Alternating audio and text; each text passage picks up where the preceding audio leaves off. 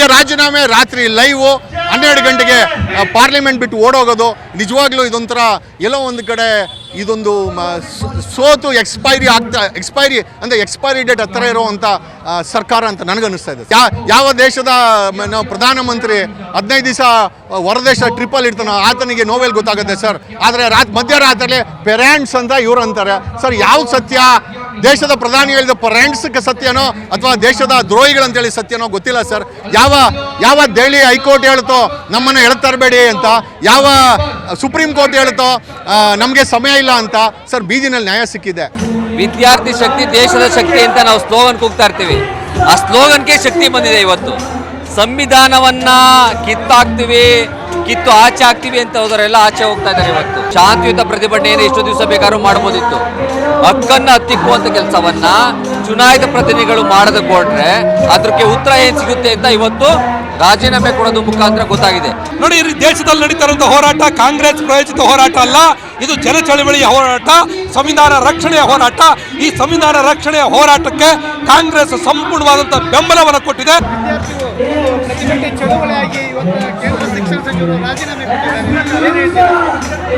ನೋಡಿ, ಇದು ವಿದ್ಯಾರ್ಥಿ ಶಕ್ತಿ ದೇಶದ ಶಕ್ತಿ ಅಂತ ನಾವು ಸ್ಲೋಗನ್ ಕೂಗ್ತಾ ಇರ್ತೀವಿ. ಆ ಸ್ಲೋಗನ್ಗೆ ಶಕ್ತಿ ಬಂದಿದೆ ಇವತ್ತು. ಸಂವಿಧಾನವನ್ನ ಕಿತ್ತು ಆಚೆ ಹಾಕ್ತೀವಿ ಅಂತ ಹೋದರೆಲ್ಲ ಆಚೆ ಹೋಗ್ತಾ ಇದ್ದಾರೆ. ಇವತ್ತು ಧರ್ಮೇಂದ್ರ ಪ್ರಧಾನ್ ಅವರ ರಾಜೀನಾಮೆ ಪ್ರಾರಂಭ ಅಲ್ಲ, ಅಂತ್ಯನೂ ಅಲ್ಲ. ಬರೀ 1 ವಿಕೆಟ್ ಬಿದ್ದಿದೆ ಅಷ್ಟೇನೆ. ನೆಕ್ಸ್ಟ್ ವಿಕೆಟ್ಗಳು ಮತ್ತೆ ಬೀಳಕ್ಕೆ ಸ್ಟಾರ್ಟ್ ಆಗುತ್ತೆ.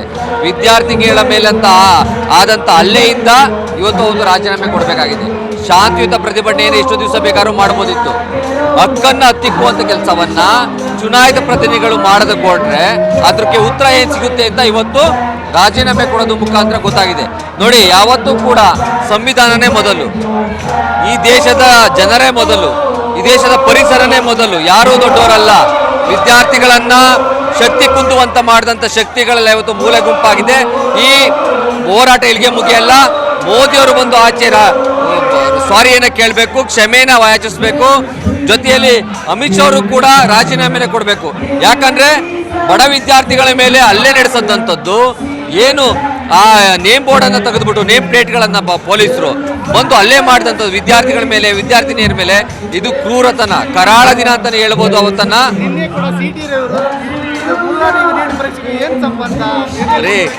ಅರೇ ಅವರು ನಮ್ಮಲ್ಲಿ ಅದೇ ಸಿಟಿ ರವೆಲ್ಲ ಓಟಿರವೆ ಅಂತ ಎಣ್ಣೆ ಹೊಡೆದಿರೋ ಅನ್ಸುತ್ತೆ.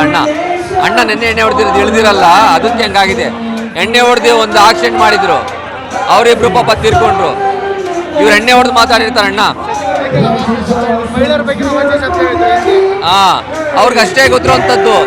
ಹಾಗಾದ್ರೆ ಸೋನಮ್ ವಾಂಗ್ಚುಕ್ ಟೆರರಿಸ್ಟೇ ಆದ್ರೆ ಮೋದಿ ಅವರಕ್ಕೆ ಅವ್ರನ್ನ ಪ್ರೈಸ್ ಮಾಡ್ತಾ ಇದ್ದಾರೆ. ಮೋದಿ ಅವರಕ್ಕೆ ಅವರ ಇದನ್ನ ಎಲ್ತನ ವಿಚಾರಿಸ್ತಾ ಇದ್ದಾರೆ. ಇದರಲ್ಲೇ ಗೊತ್ತಾಗುತ್ತೆ ನಿಮ್ಮ 2 ನಾಲಿಗೆಗಳು, ಬಿಜೆಪಿ 2 ನಾಲೆಗಳು, RSS ನ 2 ನಾಲೆಗಳು ಈ ಹೋರಾಟವನ್ನು ಹತ್ತಿಕ್ಕಲು ಮಾಡ್ತಿರುವಂತ ಕೆಲಸ. ಇದು ಇಲ್ಲಿಗೆ ಮುಗಿಯಲ್ಲ. ಈ ಹೋರಾಟ ಬೆಳೆಯುತ್ತೆ. ಬಿಜೆಪಿಯನ್ನ ದೇಶದಿಂದ ಆಚೆ ಆಗೋದಕ್ಕೆ ಯುವಕರು ಹೊಟ್ಟಿದ್ದಾರೆ, ಅದನ್ನ ಕೆಲಸ ಮಾಡೇ ಮಾಡ್ತಾರೆ.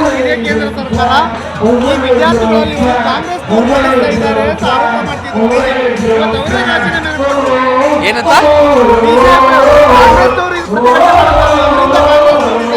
ನೋಡಿ, ರಾಹುಲ್ ಗಾಂಧಿ ಯಾಕೆ ಬಂದಿಲ್ಲ ಅಂತ ಈ ವಿಚಾರಕ್ಕೆ ಕೇಳ್ತಾ ಇದ್ರು. ರಾಹುಲ್ ಗಾಂಧಿ ಏನಾದ್ರೂ ಕೂಡ ಪ್ರತಿಭಟನಾ ಜಾಗಕ್ಕೆ ಹೋಗಿದ್ರೆ ಈ ಒಂದು ಹೋರಾಟ ರಾಜಕೀಯೇತರ ಹೋರಾಟ ಅಂತೇಳಿ ರಾಹುಲ್ ಗಾಂಧಿ ಅವರ ಮೇಲೆ ತೋರಿಸಿ ಈ ಹೋರಾಟವನ್ನು ಹತ್ತಿಕ್ಕುವಂತೆ ಕೆಲಸ ಮಾಡ್ತಾ ಇದ್ರು. ಆದ್ರೆ ಆ ಕೆಲಸವನ್ನ ರಾಹುಲ್ ಗಾಂಧಿ ಮಾಡಿಲ್ಲ. ವಿದ್ಯಾರ್ಥಿಗಳು ಹೋರಾಟವನ್ನು ಮಾಡಲಿ, ನಾನು ಬೇರೆ ಕಡೆ ಹೋರಾಟವನ್ನು ಮಾಡ್ತೀನಿ ಅಂತೇಳಿ ಪಾರ್ಲಿಮೆಂಟ್ ಅಲ್ಲಿ ಹೋರಾಟವನ್ನು ಸ್ಟಾರ್ಟ್ ಮಾಡಿದ್ರು. ಇವತ್ತು ಅದಕ್ಕೆ ಉತ್ತರ ಸಿಕ್ಕಿದೆ. ಸರ್ ಕಂಗ್ರ್ಯಾಚುಲೇಷನ್ಸು. ಮಕ್ಕಳು ಈ ದೇಶದ ನೋವನ್ನು ಅಳಿಸಬಲ್ಲರು, ಈ ದೇಶದ ನೋವನ್ನು ಹೋಗಲಾಡಿಸಬಲ್ಲರು ಅಂತ ಪ್ರೂವ್ ಮಾಡಿದ್ದಾರೆ. 1 ತಿಂಗಳ ಐ ಥಿಂಕ್ 1 ಮಂತ್ ಪ್ಲಸ್ ಆದರೂ ಸಹ ಈ ದೇಶದ ಮೋದಿ ಸರ್ಕಾರ ಬಗ್ಗಿಸಿದ್ದಾರೆ ಮಕ್ಕಳು. ಈ ಮಕ್ಕಳೆಲ್ಲ ಶಕ್ತಿ ಇದೆ. ಇನ್ನು ಮುಂದೆ ಏನೇ ಸಮಸ್ಯೆ ಆದರೂ, ಎಥನಾಲ್ ಆಗಿರ್ಬೋದು ಅಥವಾ ಭ್ರಷ್ಟಾಚಾರ ಆಗಿರ್ಬೋದು, ನಿರುದ್ಯೋಗ ಸಮಸ್ಯೆ ಆಗಿರ್ಬೋದು, ನಮ್ಮ ಮಕ್ಕಳ ಹಿಂದೆ ನಾವು ನಾಯಕತ್ವವನ್ನು ಕೊಡಬೇಕು. ಈ ಮಕ್ಕಳ ಜೊತೆ ನಾವು ನಿಂತ್ಕೊಬೇಕು. ಖಂಡಿತವಾಗಿ ಇವರಲ್ಲಿ ಒಂದು ಶಕ್ತಿ ಇದೆ ಸರ್. ಆ ಶಕ್ತಿಯನ್ನು ಇವರೇ ತೋರಿಸಿದ್ದಾರೆ. ಆಮೇಲೆ ನಮ್ಮನ್ನೆಲ್ಲ ಐ ಥಿಂಕ್ ನಾವೆಲ್ಲ ಬಿಡಿಯಾಗಿ ಹೊಡೆದೋಗ್ಬಿಟ್ಟಿದ್ರಿ ಕಳೆದ 12 ವರ್ಷದಲ್ಲಿ. ಐ ಥಿಂಕ್ ನಾನಾ ಜಾತಿ ಧರ್ಮಗಳಲ್ಲಿ ಹೊಡೆದಾಕ್ಬಿಟ್ಟಿದ್ರು. ಇವರು ಒಗ್ಗಟ್ಟು ಮಾಡಿದ್ದಾರೆ, ಈ ಮಕ್ಕಳು ನಮ್ಮನ್ನು ಒಗ್ಗಟ್ಟು ಮಾಡಿದ್ದಾರೆ. ನಾವು ಥ್ಯಾಂಕ್ಸ್ ಹೇಳಬೇಕು. ಆಮೇಲೆ ಈ ಮೋದಿ ಸರ್ಕಾರವನ್ನು ಬಗ್ಗಿಸ್ಬೋದು ಅಂತ ತೋರಿಸ್ಕೊಟ್ಟಿದ್ದಾರೆ. ನಾವು ಥ್ಯಾಂಕ್ಸ್ ಹೇಳಬೇಕು. Really it's A wonderful day sir. ಇವತ್ತೊಂದು ವಂಡರ್ಫುಲ್ ದಿನ ಸರ್ ಇವತ್ತು. ದೆಹಲಿಯ ಏನು ಮೊನ್ನೆ ವಿದ್ಯಾರ್ಥಿಗಳ ಮೇಲೆ ಲಾಠಿ ಚಾರ್ಜ್ ಮಾಡಿದ್ರು, ದಾಳಿ ಮಾಡಿದ್ರು, ಇವೆಲ್ಲವೂ ಮಾಡಿದ ನಂತರ ಇಷ್ಟು ದಿನ ಬೇಕಾದ ಸರ್ ಇವರು ಶಿಕ್ಷಣ ಮಂತ್ರಿ ರಾಜೀನಾಮೆ ಸರ್ 2001ರಲ್ಲಿ ಮೋದಿ ಯಾವುದೇ ಚುನಾವಣೆ ಗೆಲ್ದಿರ CM ಆಗ್ತಾರೆ. 2002ರಲ್ಲಿ ಗೋಧ್ರಾ ನಡೆಯುತ್ತೆ. ಗೋಧ್ರಾದಲ್ಲಿ ಮೊಬೈಲ್ ಇರಲಿಲ್ಲ. ಇವತ್ತು ಮಕ್ಕಳ ಕೈಯಲ್ಲಿ ಮೊಬೈಲ್ ಇದೆ ಸರ್. ಅದೇ ಒಂದು ಹತ್ಯಾರ. ಇವತ್ತು ಮಕ್ಕಳು, ಲಕ್ಷಾಂತರ ಮಕ್ಕಳು, ಕೋಟ್ಯಾಂತರ ಮಕ್ಕಳು ಇದನ್ನ ರೆಕಾರ್ಡ್ ಮಾಡಿದ್ದಾರೆ. ಆಮೇಲೆ ಅದನ್ನ ಸಾಮಾಜಿಕ ಜಾಲತಾಣಗಳಲ್ಲಿ ಬಿತ್ತರಿಸಿದ್ದಾರೆ. ಇವತ್ತು ಸಾಮಾಜಿಕ ಜಾಲತಾಣ, ಈ ಮೊಬೈಲು, ಈ ಮಕ್ಕಳು ಈ ದೇಶದ ಕೀರ್ತಿಯನ್ನು ಎತ್ತಿಡ್ದಿದ್ದಾರೆ. ನಿಜವಾಗ್ಲೂ ನಾಚಿಕೆ ಆಗಬೇಕು ಸರ್. ಯಾವ ಮಕ್ಕಳ ಮೇಲೆ ಲಾಠಿ ಹೊಡೆದು, ಯಾವ ಮಕ್ಕಳನ್ನ ಟಿಯರ್ ಗ್ಯಾಸ್ ಬಿಟ್ಟು, ಯಾವ ಮಕ್ಕಳನ್ನ ಟೆರರಿಸ್ಟ್ಗಳಂತ ಬಿಂಬಿಸಕ್ಕೆ ಟ್ರೈ ಮಾಡ್ತು ಈ ದೇಶದ ಸರ್ಕಾರ, ಅದೇ ಮಕ್ಕಳ ಹತ್ರ ಹೋಗಿ ಇವತ್ತು ಭಯ ಬಿದ್ದು ರಾಜೀನಾಮೆ, ಬೆಳಗ್ಗೆ ರಾಜೀನಾಮೆ, ರಾತ್ರಿ ಲೈವು, 12 ಗಂಟೆಗೆ ಪಾರ್ಲಿಮೆಂಟ್ ಬಿಟ್ಟು ಓಡೋಗೋದು. ನಿಜವಾಗ್ಲೂ ಇದೊಂಥರ ಎಲ್ಲೋ ಒಂದು ಕಡೆ ಇದೊಂದು ಸೋತು ಎಕ್ಸ್ಪೈರಿ ಡೇಟ್ ಹತ್ತಿರ ಇರುವಂಥ ಸರ್ಕಾರ ಅಂತ ನನಗನ್ನಿಸ್ತಾ ಇದೆ ಸರ್. ಆಳುವ ನಾಯಕನನ್ನ ವಿರೋಧ ಪಕ್ಷಗಳು ಬಗ್ಗಿಸಲಿಲ್ಲ, ಆದರೆ ವಿದ್ಯಾರ್ಥಿಗಳು ಇವತ್ತು ಮಣಿಸಿದ್ದಾರೆ ಸರ್. ವಿರೋಧ ಪಕ್ಷದವ್ರಿಗೆ CBI ED ಅವ್ರ ಹತ್ರ ಎಲ್ಲ ಒಂದಷ್ಟು ಇಂಟೆಲಿಜೆಂಟ್ ಇನ್ಫಾರ್ಮೇಷನ್ ಇರ್ತದೆ. ಈ ಮಕ್ಕಳ ಹತ್ರ ಏನು ಇಂಟೆಲಿಜೆಂಟ್ ಇನ್ಫಾರ್ಮೇಷನ್ ತಗೊಂತೀರಾ ಸರ್? ಇವರೆಲ್ಲ ಒಂಥರ ವಿಭಿನ್ನವಾದಂಥ ಒಂದು ಗೊಂಬೆಗಳಿದ್ದಂಗೆ. ನಾವು ಅವ್ರನ್ನ ಪೋಷಣೆ ಮಾಡಬೇಕು, ಸಪೋರ್ಟ್ ಮಾಡಬೇಕು, ಅವರ ಭವಿಷ್ಯಕ್ಕೆ ನಾವು ಹೋರಾಟ ಮಾಡಬೇಕು. ಯಾವ ದೇಶದ ನಾವು ಪ್ರಧಾನಮಂತ್ರಿ 15 ದಿವಸ ಹೊರದೇಶ ಟ್ರಿಪ್ಪಲ್ಲಿ ಇರ್ತಾನೋ ಆತನಿಗೆ ನೋವೆಲ್ ಗೊತ್ತಾಗುತ್ತೆ ಸರ್. ಆಮೇಲೆ ಎಲ್ಲದಕ್ಕಿಂತ ಹೆಚ್ಚಾಗಿ ಮದುವೆ ಆಗಿದೆ ಅಂತ ಗೊತ್ತು, ಮಕ್ಕಳಂತೂ ಖಂಡಿತ ಇಲ್ಲ ಅಪ್ಪನಿಗೆ. ಮಕ್ಕಳಿಂದ ಅವ್ನ ಕೈಗೆ ದೇಶ ಕೊಟ್ಟು ಈ ಮಕ್ಕಳನ್ನು ಅವ್ರ ಕೈಲೇ ಒಡಿಸೋದು, ಟಿಯರ್ ಗ್ಯಾಸ್ ಬಿಡೋದು, ಅವ್ರನ್ನ ಜೈಲಿಗೆ ಹಾಕ್ಸೋದು, ಅವರನ್ನ ತಿಂಗಳಾನ್ಗಟ್ಲೆ ಅಲ್ಲಿ ಹುಡುಗರು ಸತ್ಯಾಗ್ರಹ ಮಾಡ್ಕೊಂಡು ಧ್ವನಿ ಮಾಡೋಕ್ಕೆ ಬಿಟ್ಟಿರೋ ಅಂತ ಈ ಸರ್ಕಾರಕ್ಕೆ ಓಟ್ ಕೊಟ್ಟ ಪ್ರತಿಯೊಬ್ಬರು ಕೂಡ ಯೋಚನೆ ಮಾಡಬೇಕು ಸರ್. ಅವರ ಮಕ್ಕಳ ಭವಿಷ್ಯವನ್ನು ಯಾರು ಓಟ್ ಕೊಟ್ಟರೋ ಅದೇ ಸರ್ಕಾರ ಬೀದಿಲಿ ನಿಲ್ಸ್ಕೊಂಡು ಇಷ್ಟು ಹಿಂಸೆ ಕೊಡ್ತಾ ಇದೆ. ಹಿಂಸೆ ಕೊಟ್ಟಿರುವಂಥ ಸರ್ಕಾರ ಸರ್ ಮುಂದಿನ ದಿನಗಳಲ್ಲಿ ಬದಲಾವಣೆ ಆಗಬೇಕು. ಈ ಜನ ಬುದ್ಧಿ ಕಲಿಸ್ಬೇಕು ಸರ್ ಇವರಿಗೆ. ಇವರಿಗೆ ದೇಶದ್ರೋಹಿಗಳಂದ್ರು, ಕಾಕ್ರೋಚ್ಗಳಂದ್ರು, ಇವತ್ತು ಸಾವಿರಾರು ಜನ ಇಲ್ಲಿ ವಿದ್ಯಾರ್ಥಿಗಳು ನೋಡಿದ್ದಾರೆ. ಹೇಗೆ ಅನಿಸ್ತಾ ಇದೆ? ಅಲ್ಲ sir, BJP IT cell, BJP ಅವರು ದೇಶದ್ರೋಹಿಗಳಂತಾರೆ. ಆದರೆ ಮಧ್ಯರಾತ್ರಿಯಲ್ಲಿ ಪೇರೆಂಟ್ಸ್ ಅಂತ ಇವ್ರು ಅಂತಾರೆ ಸರ್. ಯಾವ ಸತ್ಯ?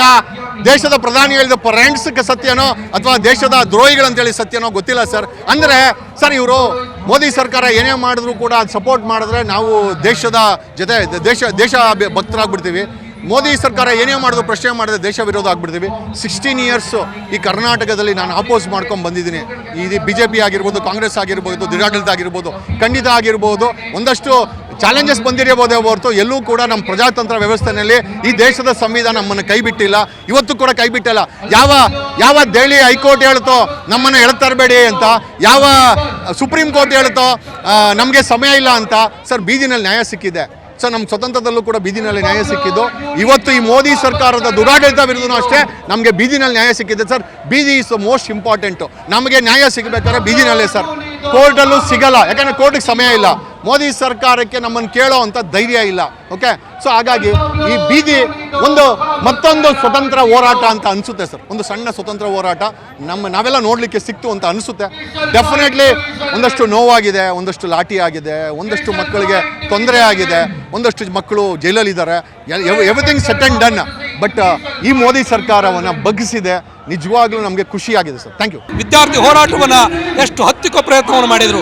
ವಿದ್ಯಾರ್ಥಿ ಚಳವಳಿಯನ್ನು ಅದಕ್ಕೆ ಏನೇನೋ ಕಪ್ಪು ಮಸಿಗಳನ್ನು ಬೆಳೆಯೋದಕ್ಕೆ ಪ್ರಯತ್ನ ಮಾಡಿದರು. ವಿದ್ಯಾರ್ಥಿ ಚಳವಳಿಯನ್ನು ನಾಶ ಮಾಡೋದಕ್ಕೆ ದೆಹಲಿ ಪೊಲೀಸರನ್ನ ದುರುಪಯೋಗ ಪಡಿಸ್ಕೊಂಡ್ರು. ಅಕ್ಷರಶಃ ಈ ಚಳವಳಿ ಹತ್ತಿಕ್ಕೋದಕ್ಕೆ ಸಾಧ್ಯ ಆಗಲಿಲ್ಲ. ಇವತ್ತು ಪ್ರಜಾಪ್ರಭುತ್ವ ಗೆದ್ದಿದೆ, ವಿದ್ಯಾರ್ಥಿ ಚಳವಳಿ ಗೆದ್ದಿದೆ, ಸಂವಿಧಾನಕ್ಕೆ ಇವತ್ತು ಗೌರವ ಸಿಕ್ಕಿದೆ. ಆದರೆ ಈ ಹೋರಾಟ ಇಷ್ಟಕ್ಕೆ ನಿಂತಿಲ್ಲ. ವಿದ್ಯಾರ್ಥಿಗಳ ಮೇಲೆ ಹಾಕಿರುವಂಥ ಎಲ್ಲ ಕೇಸ್ಗಳನ್ನು ಬೇಷರತ್ತು ವಾಪಸ್ ತಗೊಳ್ಬೇಕು. ವಿದ್ಯಾರ್ಥಿಗಳ ಮೇಲೆ ಹಲ್ಲೆ ಮಾಡಿದಂಥ ಪೊಲೀಸರುಗಳ ಮೇಲೆ ಸರಿಯಾದಂಥ ಕಠಿಣ ಕ್ರಮಗಳನ್ನು ತಗೊಳ್ಬೇಕು. ಮತ್ತು ಇಡೀ ಈ ಕ್ವಶನ್ ಪೇಪರ್ ಲೀಕ್ ಮಾಡಿದಂತಹ ಪ್ರಕರಣವನ್ನು ತಕ್ಷಣದಲ್ಲಿ ಸೂಕ್ತವಾದಂಥ ತನಿಖೆ ಮಾಡಿ ಅವರೆಲ್ಲರಿಗೂ ಶಿಕ್ಷೆ ಒಳಪಡಿಸಬೇಕನ್ನುವಂಥ ಒತ್ತಾಯ ಇವತ್ತು ನಮ್ಮ ಎದುರುಗಡೆ ಇದೆ. ಕೇಂದ್ರ ಸರ್ಕಾರ ಮೇಷ ಎಳೆಸದೆ ಈ ಕೆಲಸವನ್ನು ಮಾಡಬೇಕಂತೇಳಿ ಒತ್ತಾಯವನ್ನು ಮಾಡ್ತೇವೆ.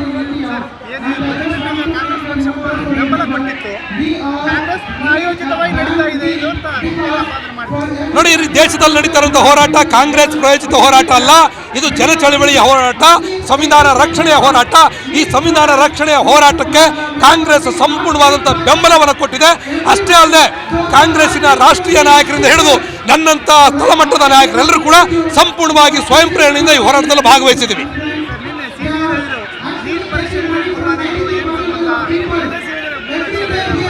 ಸಿ.ಟಿ. ರವಿಗೆ ಈ ನೆಲದ ಸಂವೇದನೆಗಳು ಗೊತ್ತಿಲ್ಲ, ಸಿ.ಟಿ. ರವಿಗೆ ಈ ಕಾನೂನು ಗೊತ್ತಿಲ್ಲ. ಸಿ.ಟಿ. ರವಿ ಒಬ್ಬ ನಾಲಾಯಕ ವ್ಯಕ್ತಿ ಅನ್ನೋದನ್ನ ಅವ್ರ ಹೇಳಿಕೆ ಮುಖಾಂತರ ತೋರಿಸ್ಕೊಟ್ಟಿದ್ದಾರೆ.